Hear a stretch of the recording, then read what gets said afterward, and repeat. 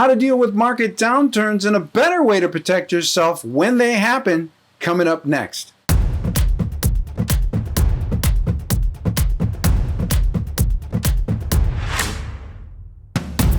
Hi there, everybody. I'm DeLegge with ETFguide TV. This is where we congregate on a regular basis to talk about the birds and the bees of profitable investing. We do that with weekly programs like ETF Battles, also my portfolio report card grading service. Yes, I'll analyze and grade your portfolio. I'll tell you the strengths and weaknesses of your investments, your IRA, 401k plan. Go to portfolioreportcard.com to get started. Also, I've turned this into a show where we analyze actual portfolios from real life people just like you. So check it out. And be sure to subscribe to ETFguide TV. Hit the like button if you've been enjoying our content. And of course, you know I always love to see your comments, so be sure to post some thoughts. Now you'll notice the title of this video is a better way to protect yourself during a market downturn. I'm not saying that this is the only way to protect yourself in a market downturn. I'm saying it's the better way. And as you're about to find out, I believe it's the better way because A, I believe it's easiest for you to understand, and B, it's easiest for you to execute. And that's why I believe it's better. So let me start with a very provocative question, and that question is this: why do market downturns happen in the first place? Well, it's because market prices are shaped by one thing and one thing only. It's public psychology. And if public psychology is happy and fearless, well, then market prices are going to be up. And if public psychology becomes fearful and sad and negative, well, guess what happens to prices? They go down. But market downturns occur for another reason. It's the natural course of just how markets work. And markets, like the humans that invest in them, need to breathe. They need to inhale and exhale in order to be healthy. And that's just part of the normal ups and downs. On the other hand, unhealthy one-way markets that only inhale all the time or exhale all the time, that's pretty dangerous. If they're only moving in one direction all the time, usually a corrective fix for that is going to be a market crash or a market downturn. And that acts as a sort of cleaning agent by returning the market back to its healthy state. There's also another reason why markets correct, and I think it's to remind investors that they're not as good as they think they are. This is what the investing great Gerald Loeb once had to say, that it's wise to remember that too much success in the stock market is in itself an excellent warning.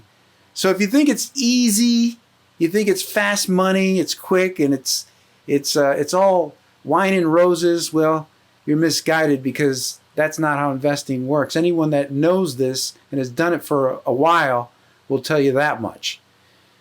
Let's take a look at what's going on this year. So we began the year pretty strong for most of these high-tech growth ETFs.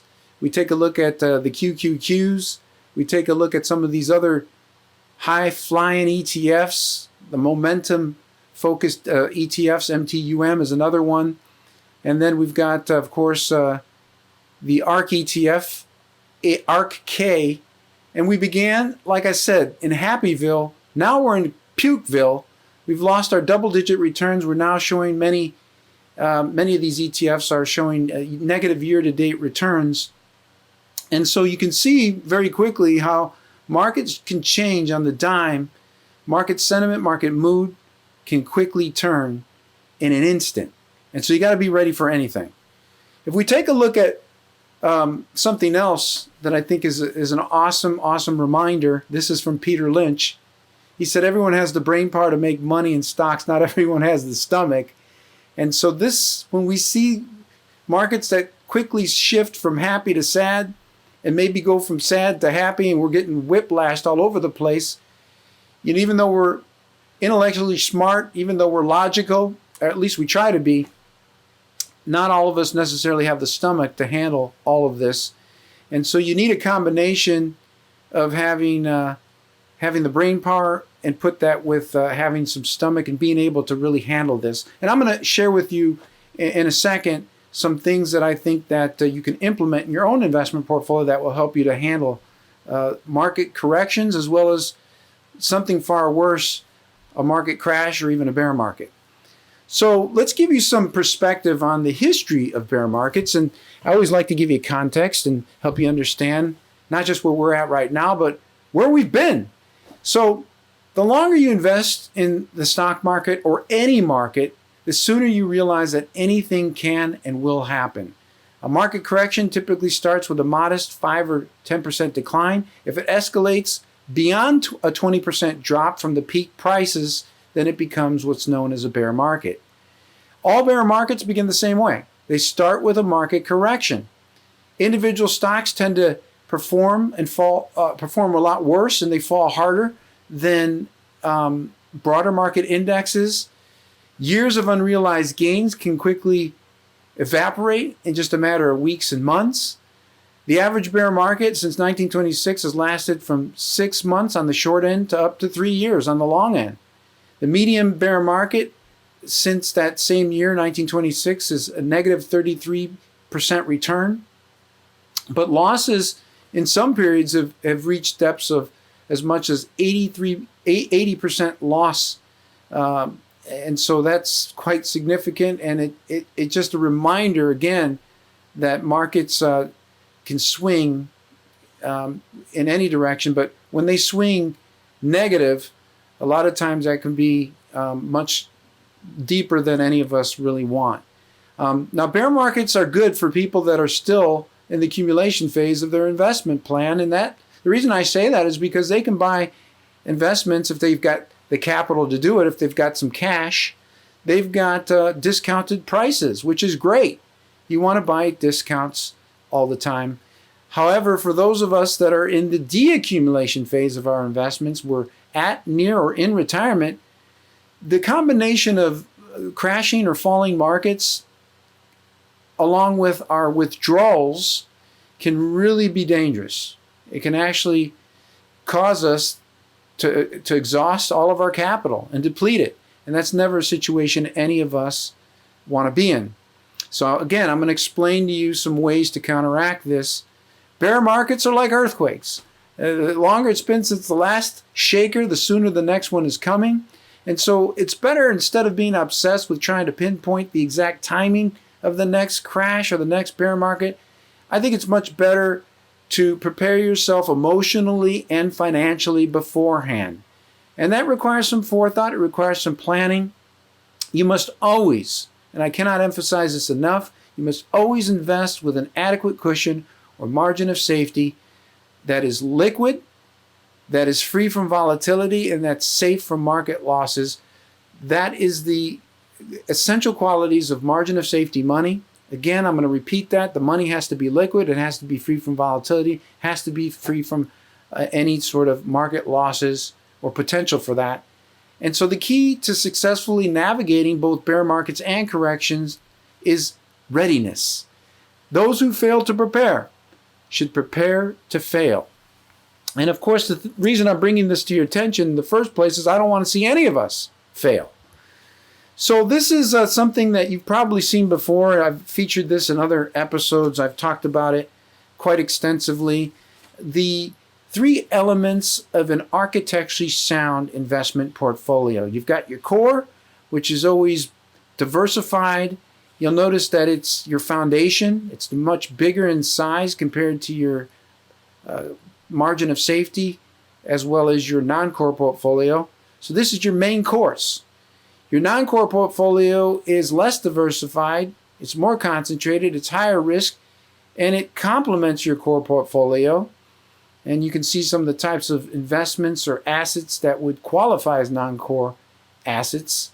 You can throw in there cryptocurrencies. And then you've got your margin of safety. This is where we're focusing our discussion on in today's episode.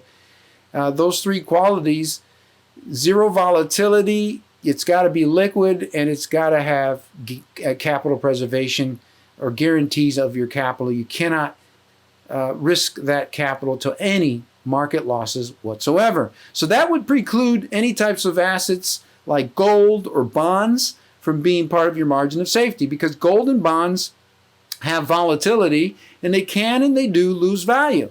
So margin of safety, again, would be an asset that does not lose any sort of value. It's liquid, and it's also free from any sort of volatility.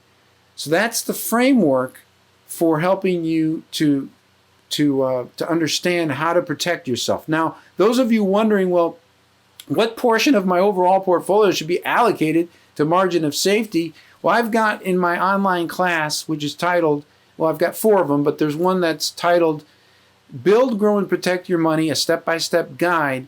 And in that class, I've got a margin of safety worksheet that will help you to calculate the exact percentage of your overall investments or nest egg, what percentage should be allocated to your safety bucket, or what I call margin of safety.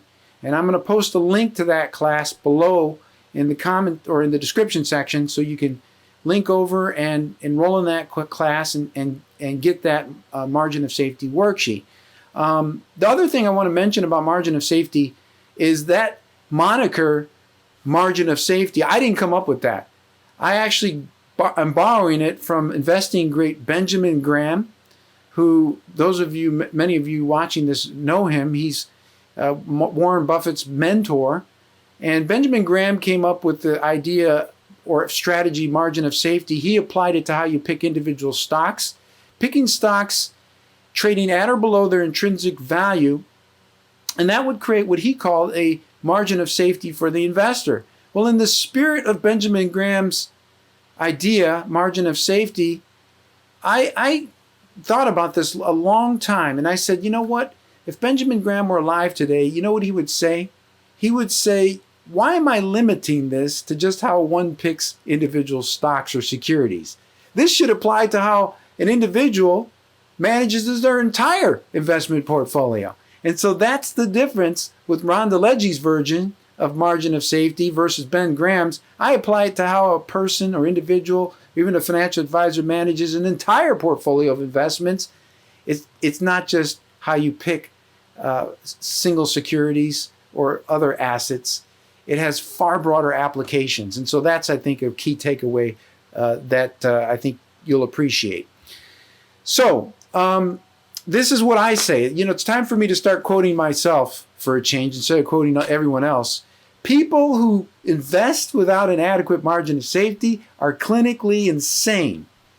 You are insane if you're investing without an adequate margin of safety. And again, like I said, each of us has to determine what adequate means. How much salt and pepper is just the right amount for you and your meal? I can't tell you that. That's something you've got to determine. Now, I can give you some ideas. I can tell you how much cream you should have in your coffee and sugar. But at the end of the day, it's each of us. It's a very personal type of thing. And there's a lot of things involved, not just your level of risk tolerance, but also your age, your financial situation.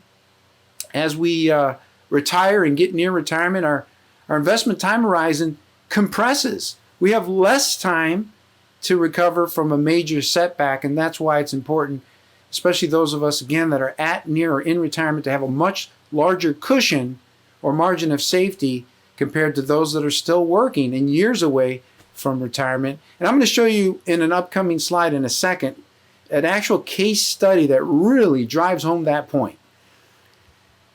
And here it is, without further ado. So in this example, this is a really good one. This one here is showing you two couples side by side. Now you'll notice that they've got the same exact amount of money. They've got $500,000. They're investing getting the same amount of return on their money. They're getting a net return of 6%. And they're also withdrawing $25,000 annually. And they increase that slightly for inflation. So they're doing everything the same. Well, what's different in this example? Well, let's look at the situation of Dave and Joan. You'll notice that they have, in the early years of retirement, they've got very bad returns. But later on, they've got very good returns. But the problem is all those bad returns that happened in the early years, that combined with their withdrawals, ended up causing the fact that they exhausted or depleted their investment portfolio by year 13 when they reached age 78. This is a disastrous situation to be in. to be in a situation where you are, you've worked a lifetime, and because of poor planning, because of a bad market, and because of a lack of having an adequate cushion or margin of safety, you've run out of money. Now you take a look at Jeff and Wendy. They do everything the exact same as Dave and Joan. The difference though is they've got positive returns in the early years, and then those negative returns don't happen until later on. And those negative returns don't hurt them. They still have plenty of money to live off of. And so this illustrates something called the sequence of returns risk. We don't know what the order of returns are going to be from this point forward. None of us know that.